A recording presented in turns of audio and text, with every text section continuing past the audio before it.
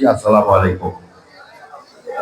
ইফতারের পূর্ব মুহূর্তে আল্লাহ রাব্বুল আলামিন তার বান্দাদের দোয়া কবুল করেন, এই কথা ঠিক তো নাকি? আমরা আল্লাহর কাছে দোয়া করি যে এই দেশের সবচেয়ে জনপ্রিয় নেত্রী, যিনি বাংলাদেশের 33টা আসন থেকে নির্বাচন করে নির্বাচিত হয়েছেন, তার নাম হচ্ছে বেগম খালেদা জিয়া। তিনি বাংলাদেশের গণতন্ত্রের সঙ্গে কখনো আপোষ করেন নাই, আমাদের ইসলামী আদর্শের সঙ্গে কখনো আপোষ করেন নাই, আমাদের দেশের স্বাধীনতার সার্বভৌমত্বের সঙ্গে কোনো আপোষ করেন নাই।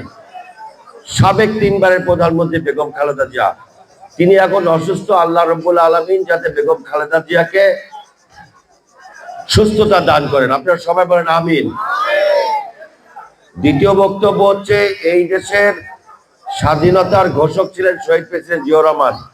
এটা মার্চ মাস, এই মার্চ মাসেই 25 তারিখে যখন পাক হানাদার বাহিনী আমাদের উপরে ঝাঁপিয়ে পড়েছিল, তখন দেশ কিন্তু সংকটের মুখে ছিল। এই দেশের স্বাধীনতা সংগ্রামের ডাক দিয়েছিলেন শহীদ প্রেসিডেন্ট জিয়াউর রহমান। তিনি যদি সেই দিন ডাক না দিতেন, তাহলে কিন্তু আমাদের স্বাধীনতা সংগ্রাম সফল হতো না। আল্লাহ রাব্বুল আলামিন শহীদ প্রেসিডেন্ট জিয়াউর রহমানকেও যাতে জান্নাতুল ফেরদাউস নসিব করেন, কারণ তিনি যদি রাষ্ট্র ক্ষমতায় না আসতেন, আমাদের দেশে এ পর্যন্ত ইসলাম মুসলমান ধর্ম কিছুই থাকতো না।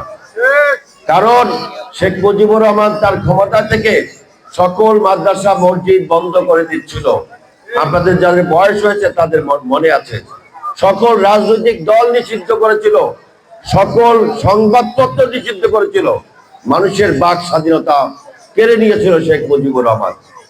সেই শেখ মুজিবুর রহমান যখন এটা কেড়ে নিয়েছিল, তখন শহীদ প্রেসিডেন্ট জিয়াউর রহমান আবার রাষ্ট্র ক্ষমতায় এসে এই দেশের সংবিধানে বিসমিল্লাহির রহমানির রহিম সংযোজন করেছিলেন। এই দেশের আজকে ধর্মের রাজনীতি যারা করে, এই যে জামাতে ইসলামী রাজনীতি বা চরমনার পীর সাহেবের ইসলামী আন্দোলনের রাজনীতি, এই ইসলামী রাজনীতি নিষিদ্ধ করেছিল শেখ মুজিবুর রহমান। আর এই ইসলামী রাজনীতি করার সুযোগ দিয়েছিলেন শহীদ প্রেসিডেন্ট জিয়াউর রহমান।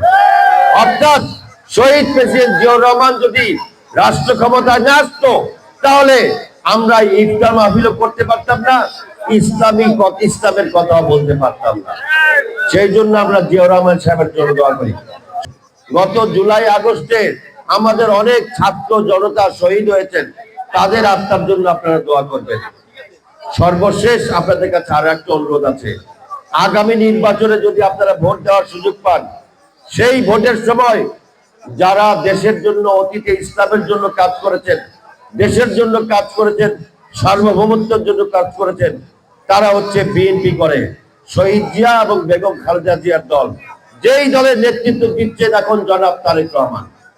এই তারেক রহমান সাহেব যেই প্রার্থী আপনাদের কাছে পাঠাবেন, তাদেরকে আপনারা ভোট দিয়ে রাষ্ট্র ক্ষমতা যদি পাঠান, তারেক রহমান সাহেব চাচ্ছেন আগামী দিনে একটি আধুনিক রাষ্ট্র গঠন করতে, যেই রাষ্ট্রে সন্ত্রাস চাঁদাবাজ থাকবে না, আমাদের ইসলামকে কটাক্ষ করতে পারবে না, সেরকম একটি রাষ্ট্র জনাব তারেক রহমান সাহেব গঠন করতে চান।